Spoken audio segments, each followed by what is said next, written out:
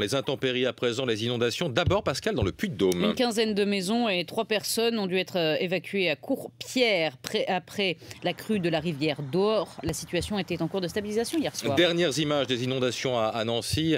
Des inondations qui ont fait un mort, une retraitée de 80 ans retrouvée à son domicile décédé Nancy, surprise par la montée des eaux. Un pompier a aussi été grièvement blessé. Son camion a heurté un bus. Les pompiers ont réalisé plus de 1000 interventions hier. Manuel Valls, le ministre de l'Intérieur, promet que l'état de catastrophe naturelle sera très vite reconnu.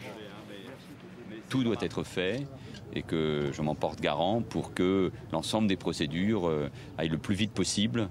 Il y a déjà eu, et monsieur le préfet l'a mis en œuvre, des réunions avec les assureurs, parce que, avec la CAF, pour pouvoir répondre de la manière la plus urgente aux attentes de nos concitoyens.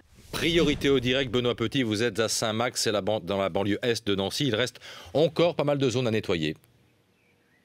Oui, avec ici et là ces véhicules échoués comme des épaves. Elles ont été frappées par le mur d'eau. Vous voyez ici par exemple le phare qui n'a pas supporté à la pression. Et puis on va vous montrer un peu ce véhicule. Alors il est hors de question de le déplacer pour l'instant. Pas question d'essayer de faire tourner le moteur. Il va rester là en attendant une dépanneuse. Venez voir à l'intérieur ce qui peut rester. Vous voyez cette boue qui s'est infiltrée partout sur les sièges. Il n'y a pas grand chose à récupérer manifestement. Ce véhicule immobilisé, il n'est pas le seul. Il y en a encore quelques-uns dans la rue, même si la plupart ont d'ores et déjà été évacués par les dépanneuses. Bien sûr, les propriétaires vont attendre maintenant les conclusions des assurances. Benoît Petit avec Charles Huot de Longchamp.